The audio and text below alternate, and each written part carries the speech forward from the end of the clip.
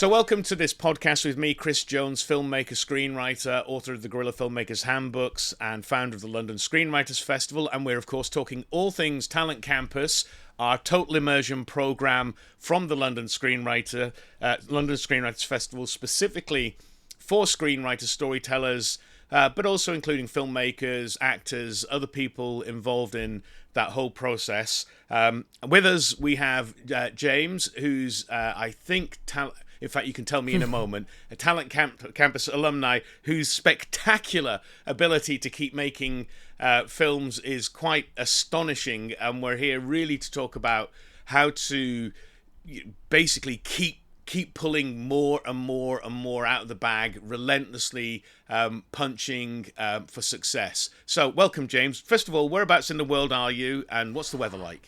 Morning, Chris. I'm coming here from just 2 stops down the line from Gatwick Airport.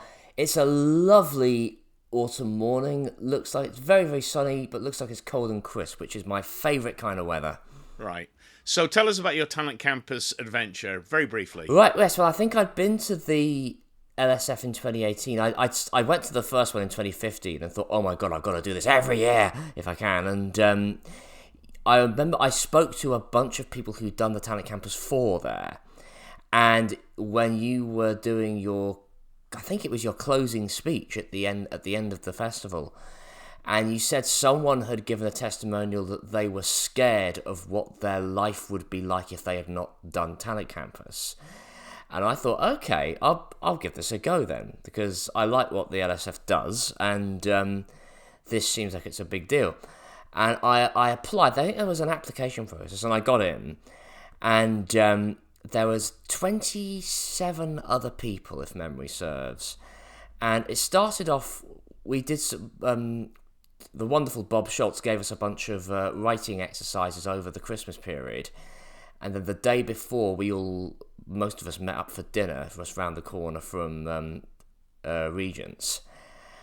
And then it was basically, we all convened early in the morning at Regent's University for, I think it was 5 days there. And I won't spoil it for people who want to go in blind to Talent Campus, but I think the 3rd day of this, I was about to go to bed, and I've never done this before or since. I got back up and had a walk around the block in the middle of Baker Street, central London. I just went for a stroll at 10 o'clock at night because I had so much energy still to burn off. It was a very surreal experience. And then for the next 2 days, we relocated to Ealing Studios, and there was an absolute, the conclusion of that was phenomenal. And it's run by people who know their storytelling. They know how to build a narrative up to an epic climax, and my God, it did that. And then we had 2 weeks to get on with some projects with mentors that we were assigned to, one of which has stayed with me to this day. And then it all concluded with us doing, basically putting our networking skills to the test, which I would say is really what Talent Campus is about. It's about turning writers into networkers who can actually sort of schmooze with the industry execs with the confidence of people that already have all the money, effectively. And I feel like I'm a slightly different person than I would have been if I'd not done it. I feel like there's people, there's LSFers that last saw me in 2018 and have only interacted with me online since then, and I am intrigued to meet them again to see how it is, because I feel like they've not actually met the real me yet in person. It's a surreal.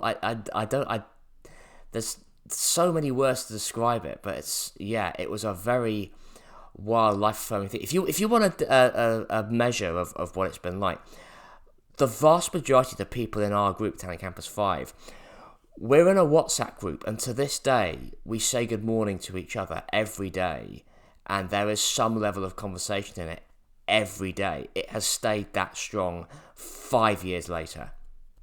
That's amazing. That's amazing.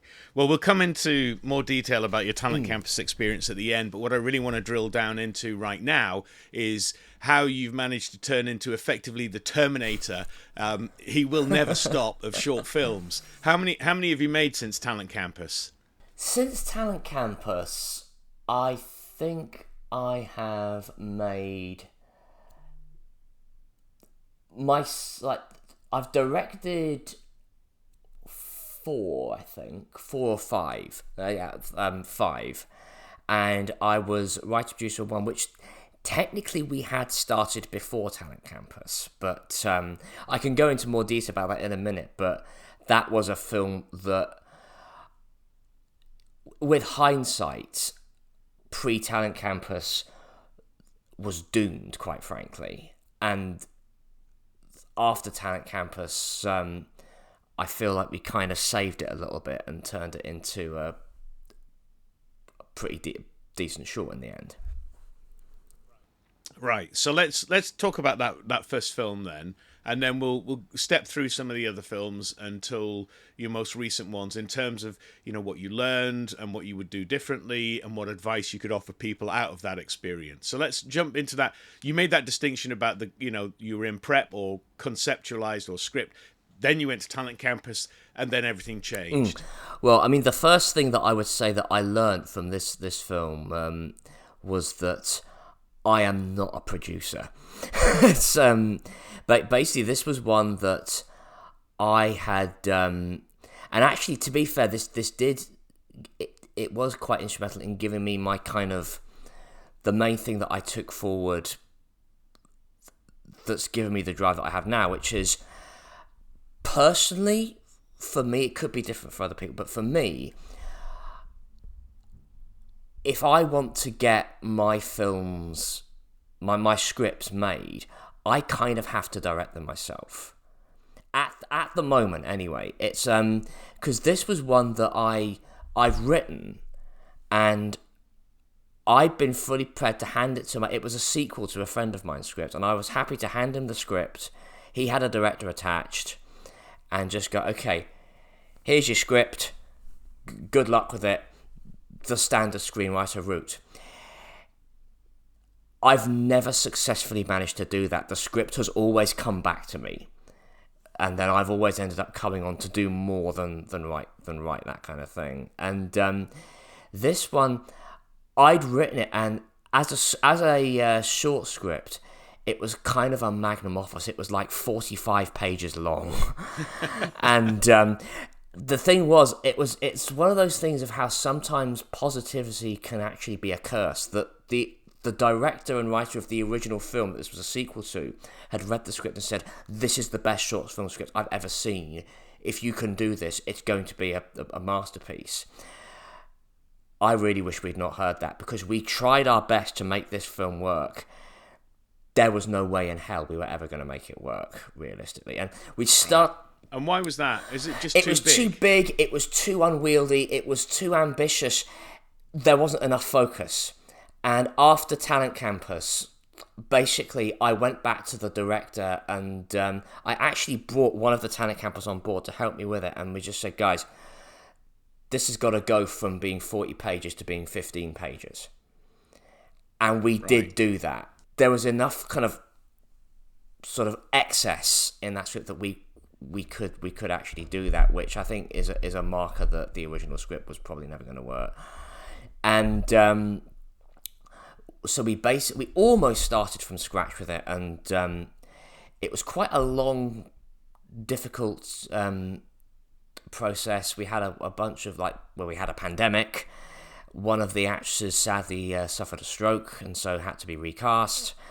And we eventually got it out, got it screened. It's now, I think it's now public. Funnily enough, one of the mentors who was from Talent Campus 4, who helped out on the one I was on, who was a backer for the crowdfund, actually contacted me just a couple of weeks ago and asked to watch it and share it, because she hadn't been in the UK when it had premiered. So it's sort of, it got a little bit of a new lease of life the other day. But I have found that whenever I try and give a script away to someone else, it's like a boomerang. It always comes back to me. And Right.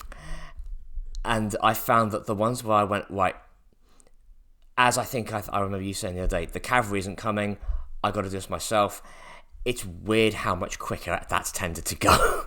Right. That moment when you commit and say, get out of the way, I'm doing this, and you go all guns blazing. I mean, it was a funny one because the first one of these, for me, it was just about the point that you guys were starting to look at doing the second virtual LSF. We had a little pause in the lockdowns and all that kind of thing. And a friend of mine had said he wanted to enter the rain dance. It was like a less than a minute film challenge. And I said, well, I've got an idea for a little gag. We can just do it, the two of us. I'll get a camera and we don't need any sound. And we just went out to Hove Park. The script required us to be masked up anyway. And we just, in an afternoon, just shot this very silly it was like a little Monty Python sketch. 52 seconds, no sound. It ended up doing disproportionately well on the festival circuit. But you say disproportionately well, because what's really fascinating about the insight that you've just shared is that you began the filmmaking journey with a 45-page opus, and mysteriously your 52-second film is the one that got traction. I mean, there is a really simple and profound message in that. I tell you what I think it was as well, was that I had an ethos pre-pandemic that I would only submit to festivals that I could physically get to within a time frame, and B, took place in a place that I would like to spend a weekend in if the festival turned out to not be all that. Because I've been to things where I've travelled like 5 hours across hundreds of miles, and you're in the back room of a village hall with like 2 people, and it's just a very soul-destroying experience. But obviously during the pandemic, nobody could go to any festivals, so it was like, might as well enter it wherever. And I entered it in so many. Interestingly enough, the UK-based ones didn't take so much, but because it had no dialogue in it, overseas, it got picked up a lot. And it was a thing of it. It did quite well in, like, it got into a couple in India and Asia and that kind of thing, because it was just silent slapstick humour. And that led, I kind of took on a thing from that of, okay, there is a model in that. And so the next film I did was, I think it was 5 minutes, a little bit longer. And it was an idea that I'd had during lockdown, which was, it was that period when we couldn't go within 2 meters social distance of each other. And where I used to walk, there was a very narrow bridge that you couldn't pass each other at 2 meters on. And I thought, well, what if there's 2 people going opposite directions? Someone's going to have to chicken out and go back. And I thought there's quite a good sort of, there's scope for like a little Mexican standoff there. So I did, the next one was called 2 meters, where it was me and this actor friend of mine, Wayne, who I've done a lot with, in our masks. And the joke was that my character had a tape measure, and he's always using the tape measure to check that he's at 2 meters social distance with everyone. They come into this narrow alley, and they have this increasingly sort of escalated standoff over who's going to back down. And that one did the rounds around the world. There was a festival in Canada that I didn't manage to go to, but I got sent a lovely video of people who'd watched it and said that it had taken the piss out of the lockdown, which not a lot of people had done, and they found solace in that. And those have been the two big. I actually had a strange experience where I was at a political function of some sort, and my local MP mentioned that she loved the film with the tape measure, and I thought, how did she find out about this? What must have happened is they must have, in the office, must have seen that I always sign off my emails with my website, and they must have gone on the website and looked at the films, and then someone's gone, "Hey, Caroline, look at this idiot with a tape measure," and so yeah, my local MP watched it, which was a fascinating experience. Amazing. And what are the short films that took place after these little micro successes? Well, there was one that I actually did by accident. Where, it was I'd been to, it was the first proper networking event in person since the pandemic, which of course I got COVID at, and I'd met the people who ran it. Had done a thing saying they were going to be doing screenings at the Brighton Fringe, and I thought, I've always wanted to do the Brighton Fringe, having lived in Brighton for all these years. And so I just instantly applied to it. This is another thing. Always check the fine print, or even the less than fine print, because I somehow managed to miss that it wasn't submitting to a festival that was working at the Brighton Fringe.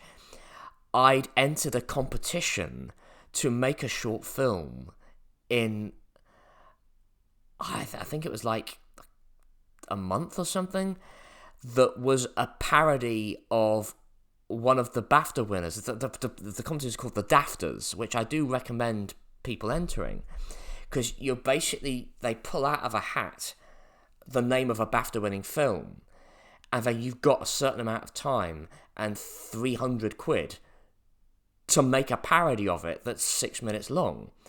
And the film that I got pulled out, I was late to the event, so I found out after I got there, the film that I got pulled out was Denis Villeneuve's Dune, which is not the easiest film to parody if you live on the South Coast. So, and it was one of those things of just, right, this is happening.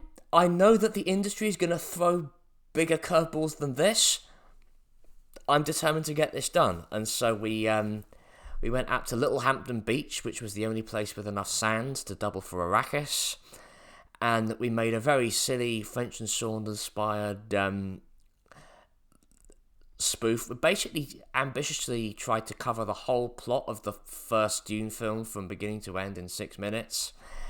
And very daft, very like wearing its no-budget nature on its sleeve. And it did actually, I didn't put it in many festivals, but Birmingham Film Festival have a fan fiction corner, which most festivals don't. And the guys that run it are very cool, and they love films that have a bit of spirit to them and have a bit of a laugh. So I got it shown on the huge great screen at Millennium Point at Birmingham Film Festival last year, which was a nice one. Yeah. And what's the most recent film that you've made, and what are you up to? Well, recently I've taken a little bit of a shift, because another thing that you'll during lockdown, there was an LSF Writers Cafe, which definitely kept many of us sane during those dark times. And Bob would run this thing where he would give us a little challenge to write a script. He'd give us like a very, very specific parameter, and we'd have to write a script on it until he said stop. And one of the ones oh Christ, 6! I've done 6 films since Talent Campus. I've forgotten about one. That was that one. But and then there was another instant where a friend of mine who runs a screening event in Brighton asked, "Do you have a film that you can screen?" And I didn't, and I very stupidly said to her, I don't have a Halloween film for you now, but I could try and make one and get it out to you in time. We didn't get it out to her in time, but we did get it. But it was based on a very old, one of the first scripts I wrote. But I made it with the help of this producer that I'd met at a little event that I actually went to before LSF in Brighton that kept running. This guy, he was one of those guys that he'd gone to he decided he wanted to do film, but he'd kind of gone back to get a qualification at what was the film and TV school, which I've just learned is now becoming the Met Film School, Brighton branch, interestingly enough. And this guy, Joel, I knew right off a couple of meetings with the guy, oh, we click. We're on the same wavelength. And he helped me get the crew to put this film together. We got a brilliant DP on board. And it was a good film. And it's sort of done pretty well at the festival. But I thought, this is something here. We can do more with this. And so that Christmas, I got speaking to this guy, Joel. Wonderful, wonderful Joel. And I said, look, I've got a feeling we're going to do more. Shall we make a short film together and go crazy with it? Let's really scale it up. Do it with I've done a load of guerrilla films. Let's do this one with a full crew. Let's have a bunch of cast, multiple dialogue scenes, multiple VFX shots. If we can get through this and not kill each other, let's do a feature. And he said, I'm absolutely at the same points. I'm with 100%. We went through a little process of elimination to figure out the script. We picked one. Well, I'd been doing these loglining blitz, and I'd shared the logline on my Instagram, and people had responded well to it. And so we made this short film called Ash Sunday, which is my most recent short, which is about a family having a Sunday dinner to commemorate their recently deceased grandmother, unaware that they have scattered the grandmother's ashes over the roast chicken, and they start to experience vivid hallucinations revealing the grandmother's dark past. That's crackers. And actually, I'm delighted to be able to confirm that we just yesterday, this is a world exclusive, by the way, like only one or two other people know this yet. We're actually having our official UK premiere at the end of this month at the I Am Festival in Camden, which is a lovely, lovely festival I've been to a few times. And it was a thing of, we had a bit of a slow start to the festival circuit, and now we've got to go. We've got another screening shortly after that, and so I'm happier now than I've been in a long time to get that news. Right. Well, let's flash back to your Talent Campus experience, and because you were, as you said, Talent Campus 5, which was every cohort is different, and I think your cohort had, I think also, our delivery and our guest speakers, it was one of the high points of the Talent Campus history. How do you think that's all stayed with you, and what are the big kind of things that have stuck with you from Talent Campus? Obviously, above and beyond, an amazing WhatsApp group where everyone says good morning, which is just amazing. I mean, a big thing that we got from this is because I'm one of those people that I moved house quite a lot as a kid, and I was sort of diagnosed with, I was diagnosed with Asperger's as a small child, which is probably like high functioning autism now, and I'd never really found a tribe. Like, there was lots of groups that I was sort of a member of, but I would sort of dip from one to the other and pop in and out at my leisure. I was always the guy that would leave party early. At university, I don't think I ever really went on blinders with the housemates or anything like that, and was seldom out later than midnight, anything like that. So I'd never really had a group, a really close-knit group that I was in regular contact with.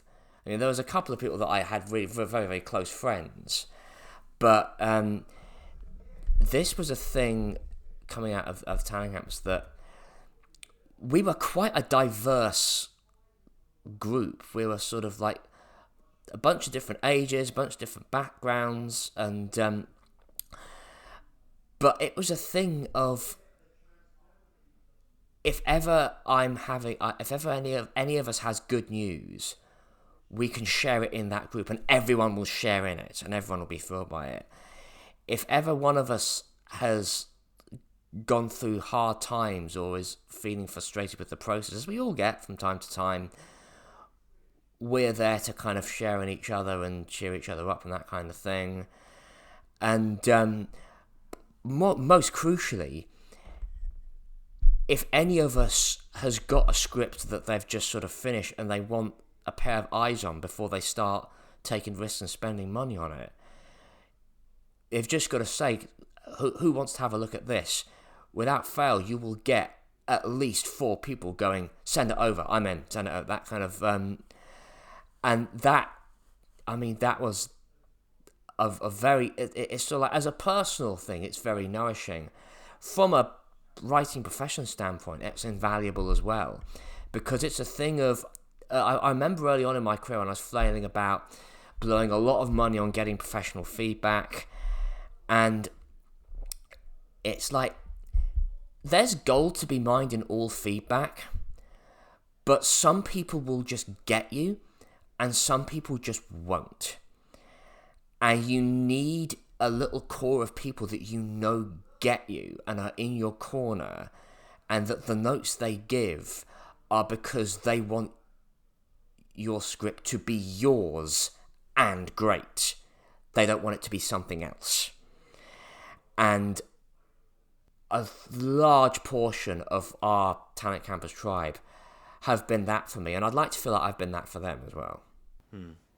Yeah, I think that's a really important point, and it is the beating heart of Talent Campus is community, and because we consciously push everyone in each cohort through an extreme experience. It's early mornings, late nights, and then, as you said, you don't want to spoil the fun, and I'm not going to spoil the fun either, but there's some extreme experiences in there where people have genuine wobbles. And also, we pull people from here to over there to back over here to over into some other place.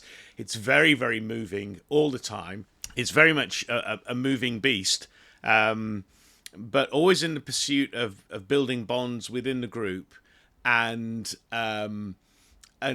having people support each other, because we recognize that screenwriting in its purest form is a solitary-ish. Yes, you can write with a writing partner, but most people don't. And even when you're writing with a writing partner, it tends to be nowadays a writing partner over Zoom as opposed to sat next to you.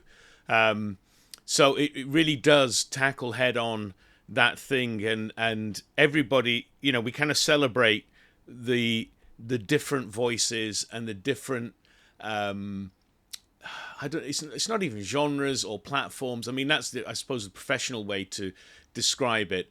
But as you said, your uniqueness is seen as an asset, and it's how to repackage that in a professional way. And I was really struck by some of the things you were saying earlier about when you were growing up, you weren't that outgoing person, which is quite literally the opposite of the person I experience now. I mean, you're usually there on time, if not a bit early, looking fabulous, working the room like a networking ninja, and almost the last to leave, and just creating possibilities and relationships everywhere you go. Well, that is very much the objective of the Talent Campus, isn't it? It is to turn the screenwriters into that, and it's a thing of, I notice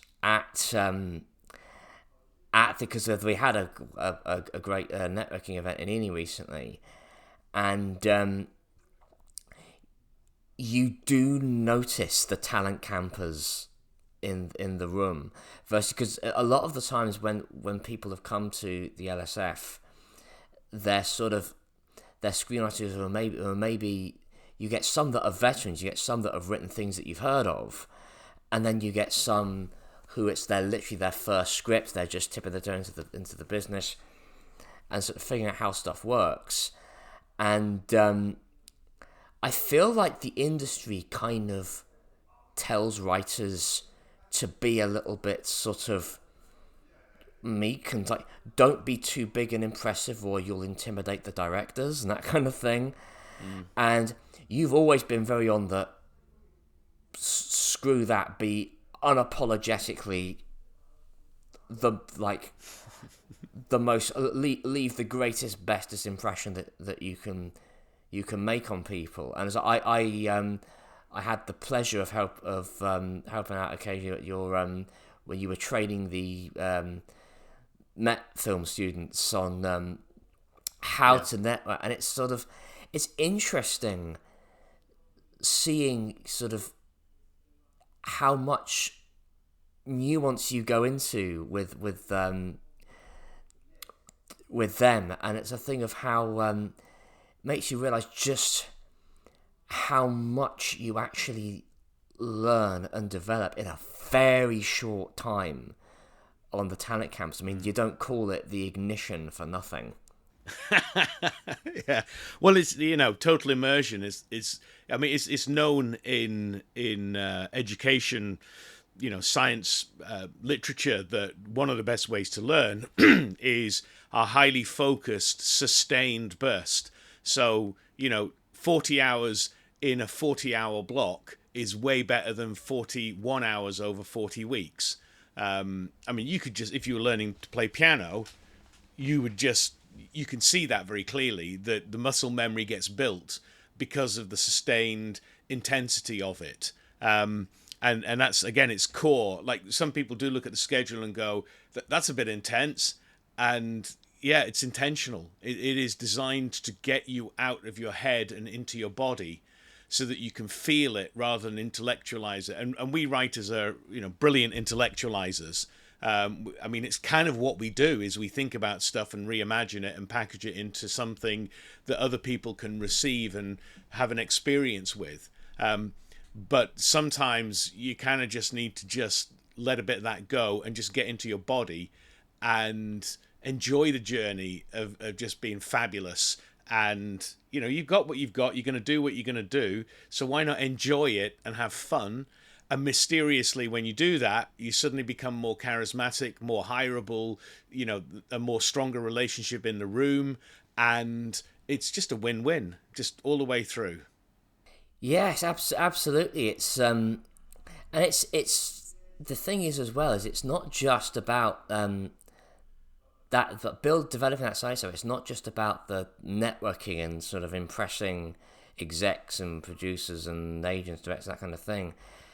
It's also been quite instrumental in other areas of my life, in terms of I got 2 jobs, I think, as a result of this, because it was a thing of one of the filmmakers who was on Talent Campus 6, and during lockdown, I learnt from Lucy V. Hay about breaking to script reading, and started doing that to bring a bit of money in while things were uncertain and that kind of thing. And Gary, who I think I'd met TC6 and seen at subsequent LSF events and a lot of Zoom during the pandemic, he ended up hiring me as his sort of assistant and support worker, and so that's been sort of like my part-time job for the last 2 years now.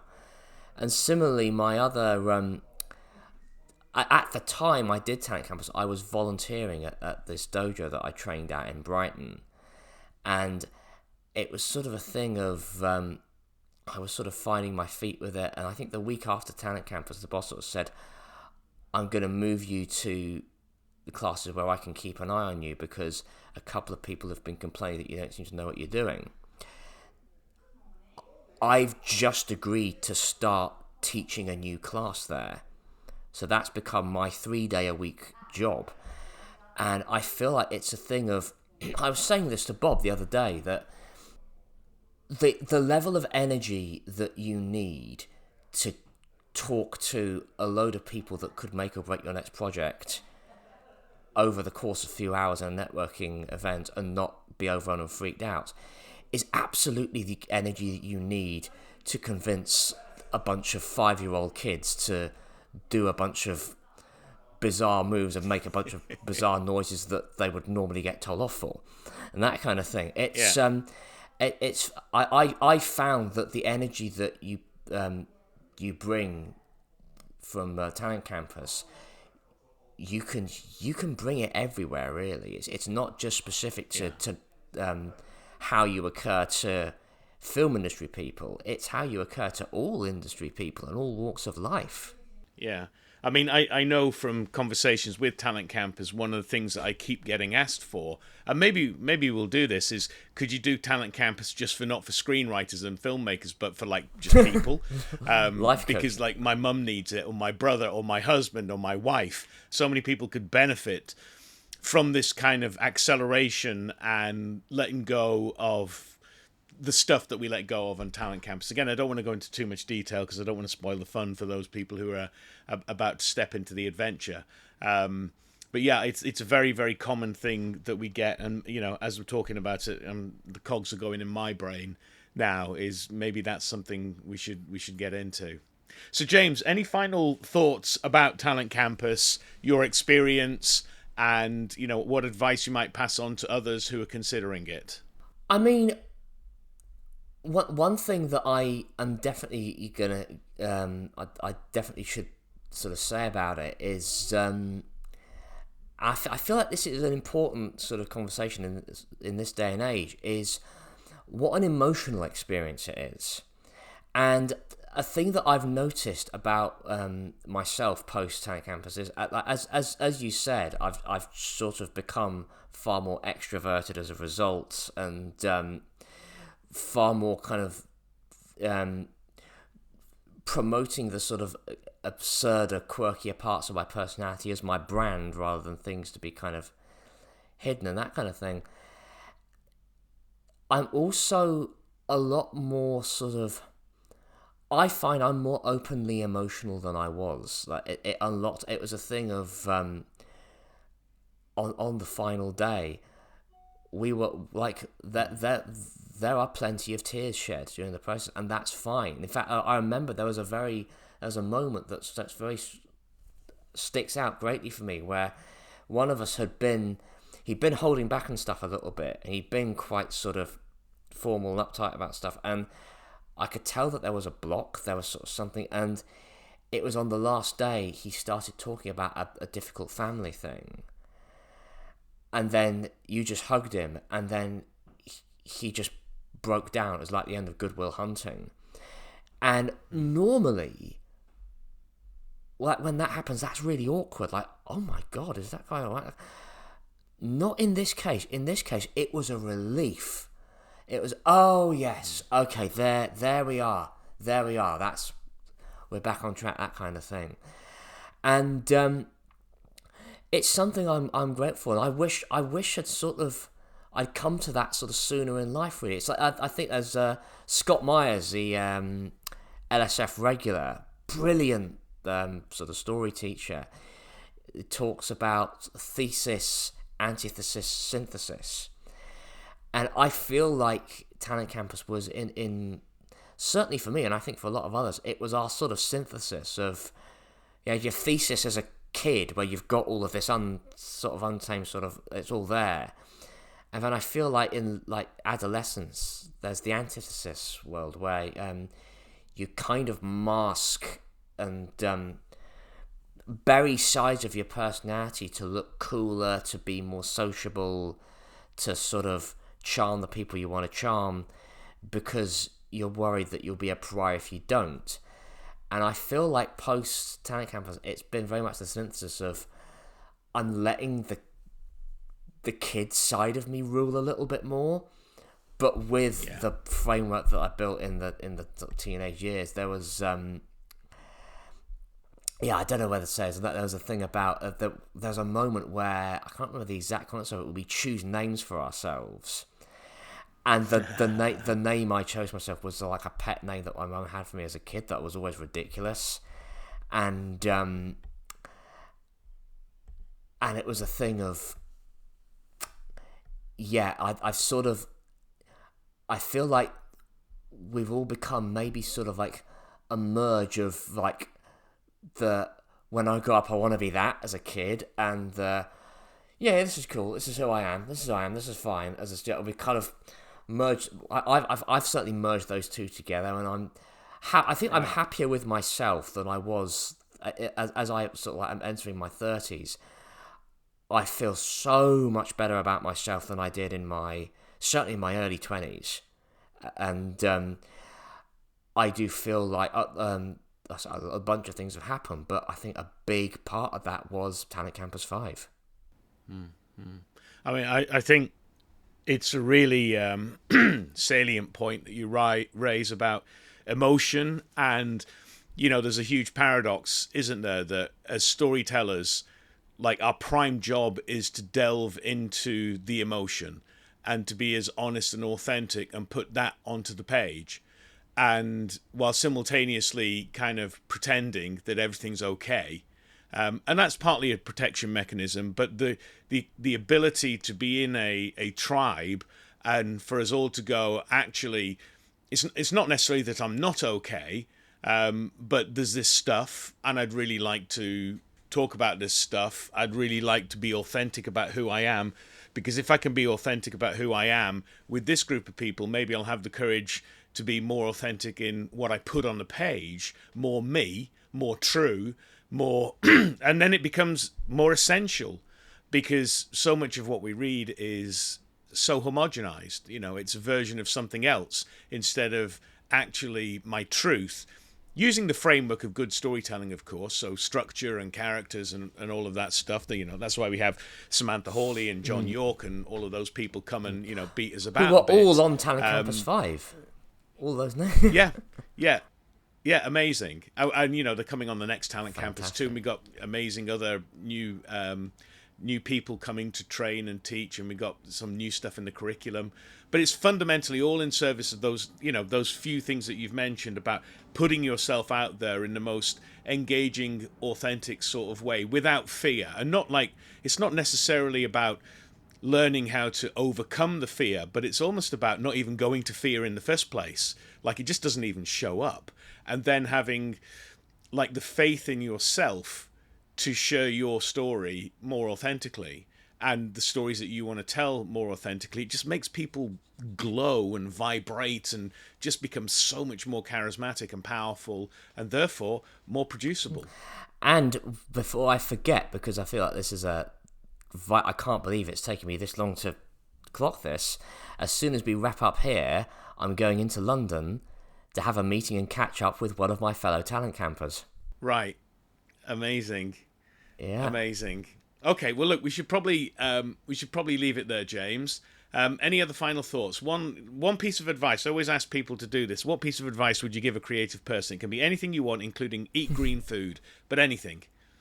I would say that you kind of there isn't any sort of shortcut. Like if I'm being honest with myself, I feel like where I am now, at the point where I'm about to potentially start doing my first feature film, if I'm being brutally honest, I kind of always wanted to be there. I just assumed society would never allow it to happen. And as a kid, I used to make clay motion animations because I figured, well, that's the only way I'm going to make films. If I just make everyone out of plasticine and do it like that, that's because surely I couldn't do this with actors and do that kind of thing. And then I think my decision to go into screenwriting was partly because I remember when I studied film, and for our final thing, we were either given the opportunity of writing a screenplay or making a short film. And my folks actually said, "Oh, you should definitely do the screenplay because you write well, you're good with English." And I just didn't. I wasn't naturally the leader of the pack at that point. I wasn't the kind of guy that go, "Okay, guys, this is my idea. Let's all going to do this." And now I've got to the point of, if I'm not that leader of the pack at my current level, I'm not getting stuff made. So I've got to be that guy. And so what I would say is, if you have any desire to make stuff or get your stories made, especially in the medium of film, first things first, you've got to become that person. You've got to become the person that can wrangle people in and get them on board with you. Sometimes be quite unreasonable in what you're asking, because it just doesn't happen any other way in my experience. Yeah, brilliant. I mean, get unreasonable, amazing. Yeah, central tenet of Talent Campus: be the author of your own destiny. I mean, you already are. We are the author of our destiny, but now why don't you get conscious of it and actually design and write a destiny that wakes you up in the middle of the night so thrilled, like you did. You have to go and walk around the block with so much energy coming out of you. Amazing. Thank you, James. It's been a fantastic podcast.